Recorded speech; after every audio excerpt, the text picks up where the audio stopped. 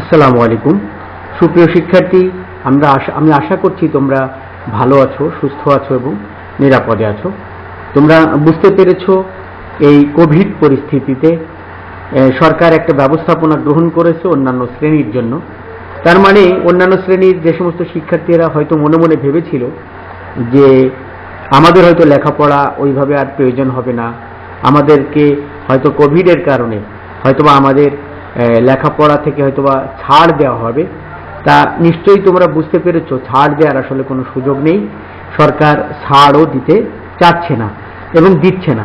তাদেরকে একটা কার্যক্রম উপস্থাপন করতে তাদের সামনে দিয়েছে এবং তারা সেটা নিয়ে এখন ব্যস্ত হয়েছে এবং তারা সেটা করছে। তা আমি সেই জন্য এই কারণে কথাটা বলছি যে তোমরাও নিশ্চয়ই বুঝতে পেরেছো যে সরকার আসলে কোনোটাই ফাঁকা মাঠে গোল দিতে চাবে না। সেহেতু তোমাদের পরীক্ষা যথাসময়ে যথার্থই অনুষ্ঠিত হবে, সেই লক্ষ্যে তোমাদেরকে অনুরোধ করব বাবারা আর কাল বিলম্ব করো না, তোমরা সুন্দরভাবে পড়াশোনা করার চেষ্টা করো, তা না হলে তোমরা বিপদে পড়ে যাবে। তা আমি আর কথা বাড়াবো না, আমি তোমাদেরকে প্রশ্ন লেখার জন্য কয়েকদিন উপস্থাপন করছি। আমি আজকে তোমাদের দুইটা প্রশ্ন উপস্থাপন করব। একটা হচ্ছে আমাটির ভেপু, অর্থাৎ বিভূতিভূষণ বন্দ্যোপাধ্যায়ের যে একটা ছোট গল্প আছে তোমাদের, তোমরা জানো এটা একটা যদিও উপন্যাস, তা আমরা সেদিকে যাব না, আমরা এটা আগেই ইন ডিটেলস আমরা আলোচনা করেছি। এখন এখান থেকে আমি তোমাদেরকে একটা প্রশ্ন দিব, আর বই পড়া প্রবন্ধ থেকে তোমরা অনেকেই বই পড়া প্রবন্ধটাকে ভয় পাও। বই পড়া প্রবন্ধটা অনেক বেশি চমৎকার এবং অনেক প্রশ্ন পরীক্ষায় পড়বার জন্য একটা গুরুত্বপূর্ণ প্রবন্ধ, তা সেই কারণে আমরা ওইটা থেকেও একটা প্রশ্ন উপস্থাপন করব। তা আসো আমরা চলে আসি। আমি আসলে উপস্থাপন করা বলতে আমি জাস্ট প্রশ্নটা তোমাদেরকে দেওয়া, এই প্রশ্ন দুটো তোমরা লিখে ফেলবে, এটাই হলো আমার আপাতত কাজ। কারণ তোমাদের যেহেতু প্রত্যেকটা জায়গার সিলেবাস আল্লাহর রহমতে আমরা শেষ করতে পেরেছি, তা সেহেতু আমি অন্তর থেকে বিশ্বাস করব যে তোমরা সেই কাজটাই করবে, লিখে কমপ্লিট করবে নিজেরা। হ্যাঁ, তা আমি তোমাদেরকে আসো আমরা চলে আসি। প্রথম প্রশ্নটা যে ভাই বোনের সম্পর্ক কত মধুর, এই সম্পর্ক স্বার্থহীন, মৃত্যুর পূর্ব মুহূর্ত পর্যন্ত এই সম্পর্ক বহন করতে হয়। জীবনের প্রতিটি মুহূর্তে বিপদে আপদে ভাই বোনের পাশে বোন, ভাই বোনের পাশে অর্থাৎ ভাইয়ের পাশে বোন এবং বোনের পাশে ভাই বোনের পাশে আর বোন ভাইয়ের পাশে দাঁড়ায়, বিপদ থেকে উত্তরণের প্রচেষ্টা গ্রহণ করে। এরকম আর কি।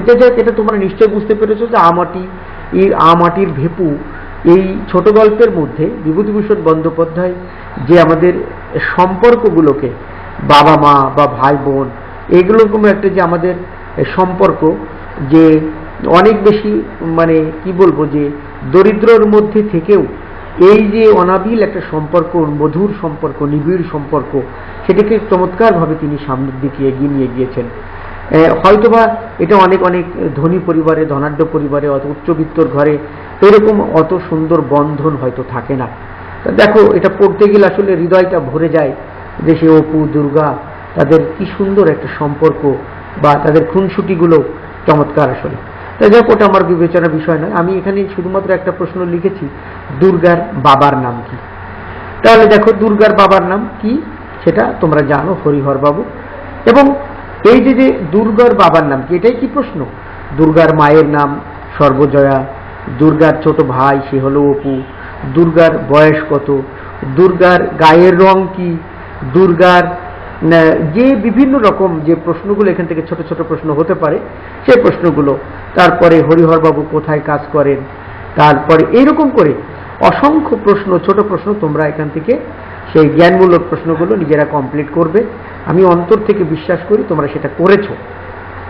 তাহলে ক নাম্বার প্রশ্নটা চলে গেল, দুর্গার পা টিপে টিপে বাড়ি প্রবেশের কারণ কি? নিশ্চয়ই তোমরা বুঝতে পেরেছো যে দুর্গা সারাদিন কেমন যেন বাইরে উড়নচণ্ডীর মতো ঘুরে ঘুরে বেড়ায়। তার বাবা যখন বাসায় থাকে না, তার মায়ের চোখ ফাঁকি দিয়ে সে এরকম করে বিভিন্ন সময়ে বাইরে বের হয় এবং বাড়িতে ঢোকে। তা পা টিপে টিপে বাড়ি প্রবেশের কারণ হচ্ছে নিশ্চয়ই তোমরা বুঝতে পারবে কেন মানুষ পা টিপে টিপে হাঁটতে যাবে। ওই যে তার মা যেন ঠিক না পায়, সে যে আসলে বাইরে ছিল, মায়ের নিষেধ উপেক্ষা করে, মা তো চায় না যে দুর্গা সবসময় এরকম করে বাইরে থাকো, কিন্তু সে দুর্গা, ছোট্ট দুর্গা, তার তো আসলে বাবা মায়ের শাসন অতটা ভালো লাগে না, সে একেবারেই মানে বাঁধ ভাঙা মিশের মতো করেই সে সুযোগ পাইলেই বাইরে চলে যায়। এরকম করে তার বাবা মা যেন বুঝতে না পারে, বাড়ির কেউ যেন বুঝতে না পারে, সেজন্য বাড়ি প্রবেশের সময় সে যখন বাইরে থেকে ঘুরে আম কুড়িয়ে এনে আসছিল, তাহলে সেরকম সময় সে পা টিপে টিপে হাঁটছিল। উদ্দীপকের সাথে আমাটির ভেপু গল্পের সাদৃশ্য কোথায় ব্যাখ্যা করো।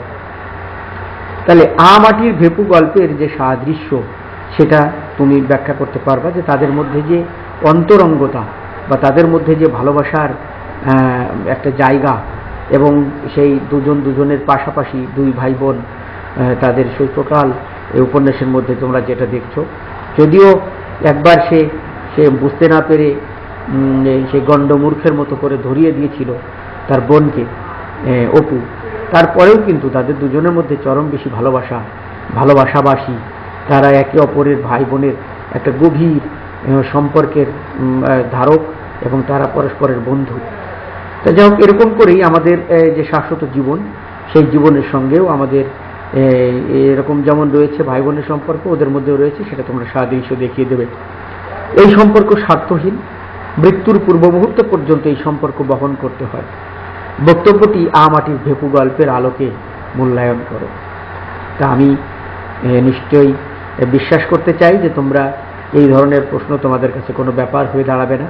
তোমরা চমৎকারভাবে হাতের লেখা সুন্দর করে, আর আমি তোমাদেরকে বারবার একটা জিনিস বলছিলাম যে বাবারা, তোমাদের হাতের লেখার স্পিড যেন কমে না যায়, হাতের লেখার স্পিড কমবে না, আবার হাতের লেখার মানও যেন খারাপ না হয়ে যায়। তো যাই হোক, তোমরা এটা বুঝতে পেরেছো, প্রশ্নটা লিখে ফেলবে। লিখে ফেলতে যেয়ে যদি কোথাও কোনো প্রবলেম মনে করো তোমরা আমাকে জানাবে, আমি চেষ্টা করব তোমাদের সেভাবে সমাধান করা। তা যাই হোক, এটা হলো আমাদের একটা প্রশ্ন। আমি বিশ্বাস করছি যে তোমরা এই প্রশ্ন তোমরা কোনো যন্ত্রণায় পড়বে না, ভালোভাবে পেরে যাবে। এবার আসো, আমরা আর একটা প্রশ্ন আনতে চাইলাম আমি বই পড়া প্রবন্ধ থেকে, যে গ্রামের ডানপিঠে ও দুষ্টু ছেলেদের স্কুলের নতুন স্যার তাদের একটি পাঠাগার গড়ার পরামর্শ দিলেন। স্কুলে একজন নতুন স্যার এসে গ্রামের যারা একটু দুষ্টু কোয়ালিটি তোমাদের মতো আর কি যারা রয়েছে, তাদের এরকম 2-4-5 জনকে ডেকে এনে তাদেরকে একটা দায়িত্ব দিল, পরামর্শ দিল। অল্প দিনের মধ্যে স্কুলের একটি অব্যবহৃত কক্ষ পাঠাগারে পরিণত হলো। নতুন স্যারের তত্ত্বাবধানে এসব ছেলের মাটির ব্যাংকে জমানো টাকায় পাঠাগারটি বিভিন্ন স্বাদের বইয়ে ভরে উঠল। ধীরে ধীরে ওরা সহ গ্রামের অনেকেই বই পড়ার প্রায় আগ্রহী হয়ে উঠল। তাহলে দেখো, এখানে প্রমোদ চৌধুরীর লেখা বই পড়া প্রবন্ধ থেকে আমি এই প্রশ্নটা উপস্থাপন করেছি। তাহলে এখানে অনেক রকম প্রশ্ন হতে পারে আগেরটার মতো। আমি এখানে যদিও লিখেছি বিদ্যা অর্জনের ক্ষেত্রে গুরু কি। দেখো, প্রমোদ চৌধুরী চমৎকারভাবে আলোচনা করেছিলেন যে একজন শিক্ষক কিন্তু একজন ছাত্রকে কোনো কিছু শিখিয়ে দিতে পারে না, কিন্তু ছাত্রকেই শিখতে হবে। কিন্তু শিক্ষক কি করতে পারে, তার মনের মধ্যে একটা কৌতূহল তৈরি করে দিতে পারে। শিক্ষক ছাত্রকে শিক্ষার পথ দেখিয়ে দিতে পারেন, তার কৌতূহলের উদ্রেক করতে পারেন, তার বুদ্ধিবৃত্তিকে জাগ্রত করতে পারেন, আর মনোরাজ্যের ঐশ্বর্যের সন্ধান দিতে পারেন, তার জ্ঞান পিপাসাকে জ্বলন্ত করতে পারেন। এর বেশি কিন্তু কিছু করতে পারেন না। তাহলে সেজন্য যিনি যথার্থ গুরু, তিনি শিষ্যের আত্মাকে উদ্বোধিত করেন আর তার অন্তর্নিহিত সকল প্রচ্ছন্ন শক্তিকে ব্যক্ত করে তোলেন। সেই শক্তির বলে শিষ্য নিজের মন নিজে গড়ে তোলে, নিজের অভিমত বিদ্যা নিজে অর্জন করে বিদ্যার সাধনা শিষ্যকে নিজে অর্জন করতে হয়। তাহলে এই পর্যন্ত আমরা বুঝতে পারলাম, অর্থাৎ বিদ্যা অর্জনের ক্ষেত্রে গুরুর ভূমিকা হচ্ছে এইগুলা। কোনগুলা? যে তাকে জাগ্রত করে তোলা, তার মানে শিক্ষার গ্রহণ করার মতো ক্যাপাসিটি তৈরি করে দেওয়া একজন ছাত্রের মধ্যে।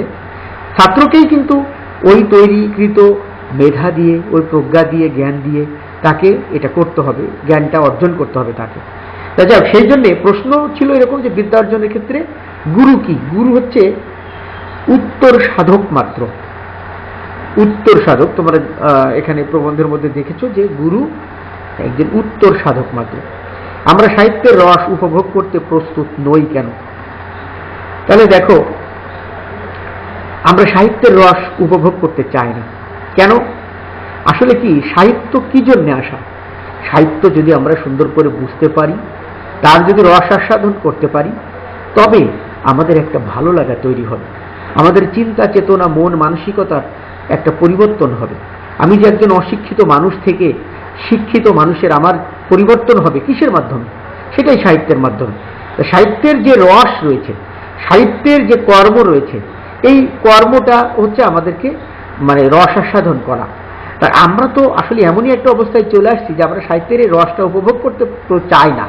আমরা কি চাই? আমরা সাহিত্যটাকে পড়বো, ধামাধাম করে কিছু মুখস্থ করব, সেটা পরীক্ষার খাতায় লিখব এবং পরীক্ষার খাতায় লিখে সেটা থেকে আমরা নম্বর পাবো এবং একটা সার্টিফিকেট অর্জন করব, পরে চাকরি বাকরি করব।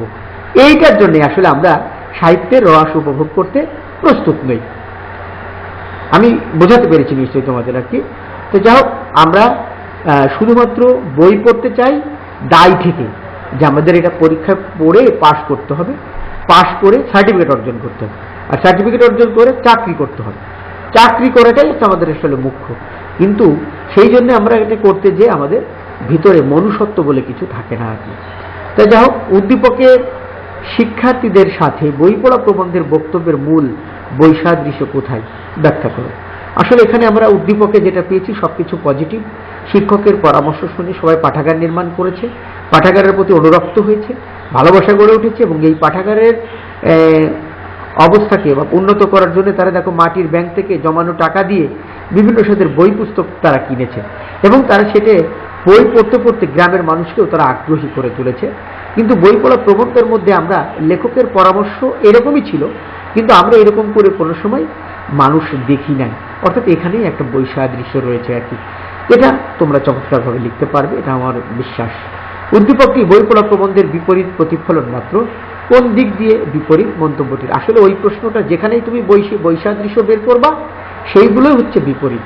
অর্থাৎ এখানে বলা হচ্ছে পজিটিভগুলো, আর ওখানে আসলে বই পড়া প্রবন্ধের মধ্যে নেগেটিভগুলো। মানুষ এটা করতে চায় না, করে না। লেখাপড়াটাকে শুধুমাত্র সার্টিফিকেট অর্জনের একটা ব্যাপার মনে করে, অন্য কিছু করতে চায় না। তা যাই হোক, এই হলো তোমাদের দুইটা প্রশ্ন আমি আজকে আলোচনা করলাম। আমি তোমাদের প্রতি অনুরোধ করব, তোমরা এই প্রশ্ন দুটো চমৎকার করে লিখবে। কোনো প্রবলেম হলে তোমরা আমাদের সঙ্গে আলোচনা করবে। কোনো শুধু আর তোমাদেরকে আমি একটু অনুরোধ করেছিলাম যে বাবারা তোমরা নিশ্চয়ই নোটব্যক্তিকগুলো পরীক্ষা দিবে তোমরা সেই ইন্টারনেট থেকে, অনলাইন থেকে। তো যাই হোক, আমি জানি না তোমরা কে কে করছো, যারা করছো তাদেরকে ধন্যবাদ, যারা না করছো তাদের অনুরোধ করব বাবারা তোমরা এগুলো করো। আর তোমাদের বাবা মায়ের কথা শুনে চলো, সুস্বাস্থ্য বজায় রাখো, নিজের উন্নতির কথা বিবেচনা করে নিজের মন থেকে পড়াশোনা করো। বাবা মা যেন তোমাদেরকে বারবার বিরক্ত করতে না হয় যে বাবারা পড়ো পড়ো পড়ো, বা ইন্টারনেট বা তোমার গেমস মোবাইল এইগুলো নিয়ে ব্যস্ত থেকো না। আমি আশা করি তোমরা সুন্দরভাবে পড়াশোনা করবে। এই আশাবাদ ব্যক্ত করে তোমাদের সুস্বাস্থ্য কামনা করে শেষ করছি। আল্লাহ হাফেজ।